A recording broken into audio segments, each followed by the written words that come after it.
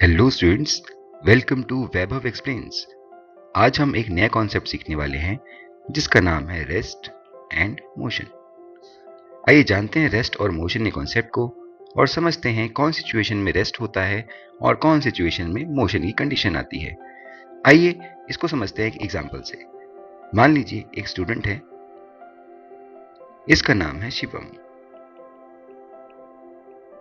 और इसके एक पेरेंट्स हैं, यहाँ फादर हैं। अब शिवम क्या करता है, ये अपने फादर से जिद करता है कि मुझे बाहर खेलने जाना है और फादर इसको कहते हैं कि नहीं, बाहर खेलने जाना टाइम वेस्ट है, आप बैठ के पढ़िए। तो यहीं पर बैठी होती है इनकी मदर। मदर कहती है कि नहीं, बाहर खेलने थोड़ा रिफ्रेश फील होगा और वापस खेल के आने के बाद वापस पढ़ सकता है। तो इस तरह ये इनकी मदर कहती हैं कि बाहर खेलने में कोई प्रॉब्लम नहीं है, 1-2 घंटा खेलेगा और वापस आ जाएगा। फादर कहते हैं नहीं, बाहर जाना खेलना is a waste of time. अब यहां पे पास बैठ के ग्रैंडफादर दोनों की बातें सुन रहे थे।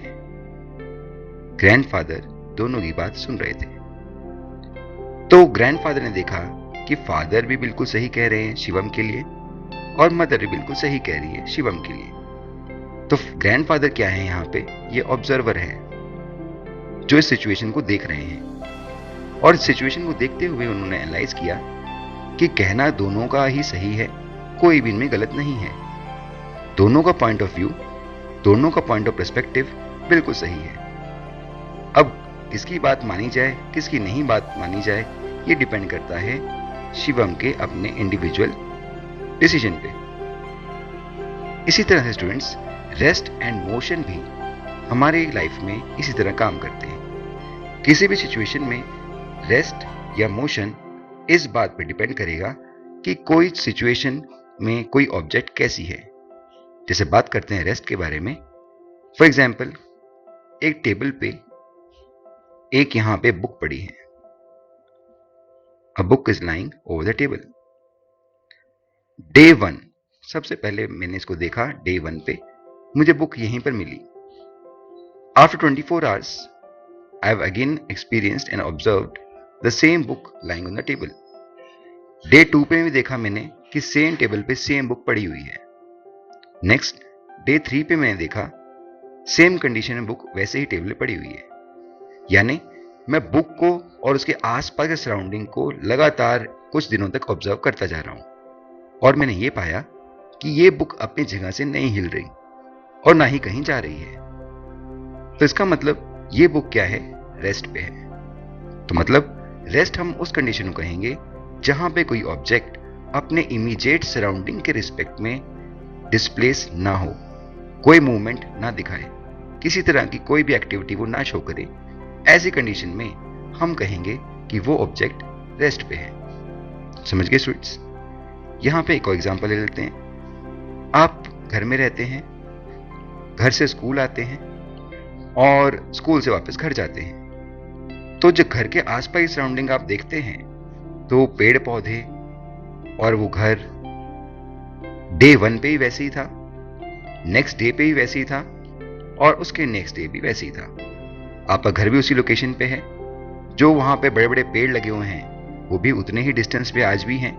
तो इसका मतलब उनमें कोई चेंज नहीं आ रहा, वो अपनी प्लेस पे एज इट इज खड़े हुए हैं। तो हम क्या कहेंगे कि these are on rest।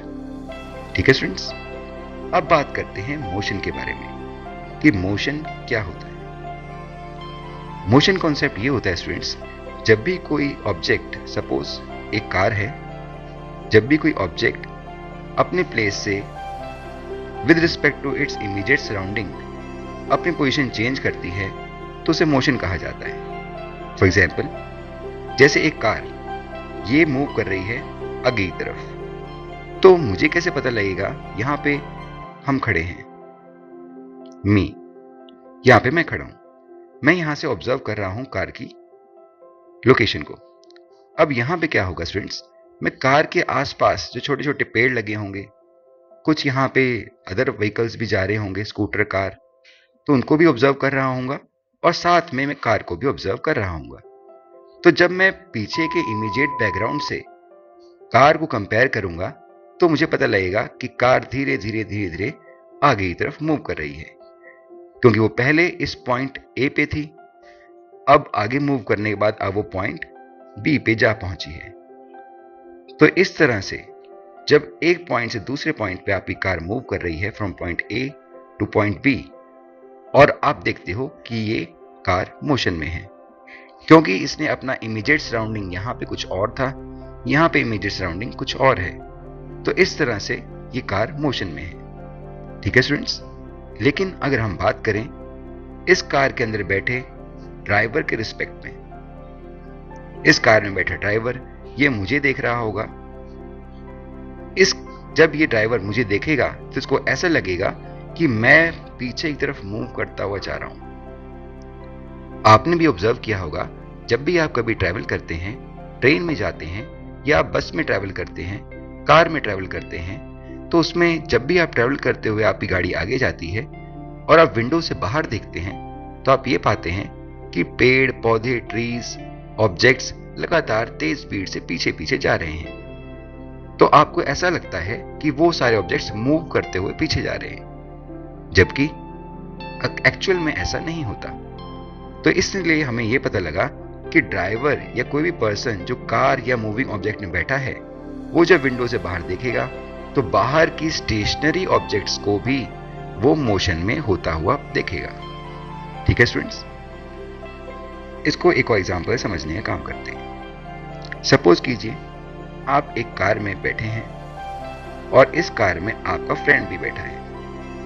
यहां पे आप बैठे हैं, सपोज कीजिए एक स्टूडेंट बैठा है राम, दूसरा स्टूडेंट यहां बैठा है श्याम।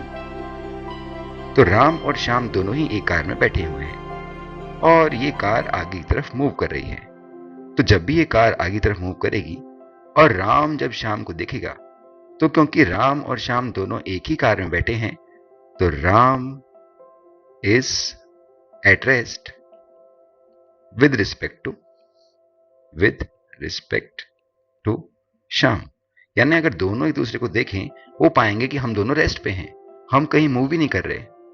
जैसे जब कभी आप ट्रैवल करते हैं तो आपके इमीडिएट साथ वाले सीट पे जो भी पर्सन बैठा हुआ होता है, आप उसे रेस्ट पे मानते हैं, जबकि जब आप विंडो से बाहर देखते हैं, बस के, ट्रेन के, कार के, विंडो से बाहर आपको जो कुछ भी दिखाई देता है उसे आप मोशन में एज्यूम करते हैं। मान लीजिए यहां पे कुछ लोग खड़े हैं और ये लोग इस कार को देख रहे हैं, तो इनके लिए कार मोशन में होगी, जबकि राम और श्याम जो कि कार में बैठे हुए हैं, इनके लिए ये लोग मोशन में होंगे जो कार के बाहर खड़े हुए हैं। ठीक है स्टूडेंट्स, तो इस तरह से मोशन एंड रेस्ट का कॉन्सेप्ट काम करता है। कोई भी ऑब्जेक्ट मोशन या रेस्ट में होती है as per the observer. Motion and rest, these two conditions are depend upon the observer, कि ऑब्जर्वर कहां खड़ा है और क्या वो मूव कर रहा है ऑब्जर्वर या वो रेस्ट पे है ऑब्जर्वर, उस पर डिपेंड करता है कि आपकी कोई ऑब्जेक्ट मोशन में होगी या रेस्ट में होगी। तो ये था concept of motion and rest. I hope आपको समझ में आ गया होगा मोशन कब होता है और रेस्ट कब होता है। फिर भी अगर आपको कोई डाउट है, कोई क्वेरी है, तो आप मुझसे पूछ सकते हैं। बने रहिए मेरे साथ और देखते रहिए वैभव एक्सप्लेन्स। Thank you.